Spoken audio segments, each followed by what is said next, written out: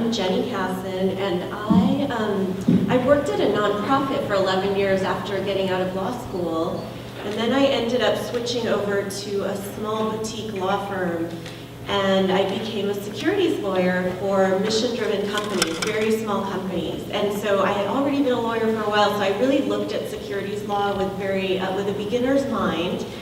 And I realized that there actually were ways to raise money from your community, from both wealthy and non-wealthy investors, and even to publicly advertise that.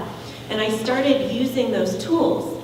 But at the same time, you know, it was costly. You had to do state-level registration in most cases, and it took time. So I saw a lot of the struggles of entrepreneurs who were really trying to do good in the world and just didn't even know what the laws were that they were breaking. So,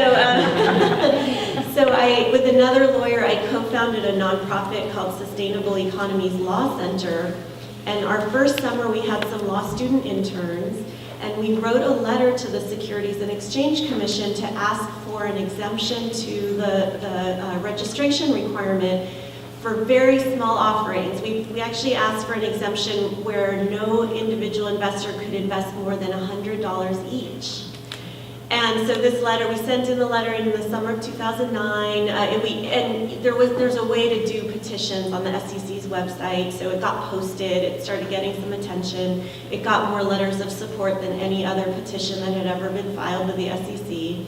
And it started to people started to talk about it, and before we knew it, it was actually getting some traction, and it resulted in the passage of the Jobs Act. So I signed that letter, even though my interns wrote it. So I'm sort of the mother of the Jobs Act, even though you may not have known that.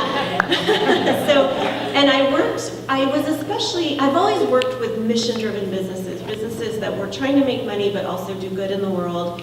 And I was involved with an organization called American Sustainable Business Council, which is still around today, and they were also one of the early proponents of a change to the law, and they were the ones that recommended me to be on the Securities and Exchange Commission Small Business Advisory Committee. So I've been doing that now for about a year, and it's been very interesting. And I still work with mission-driven entrepreneurs to help them raise money in creative ways.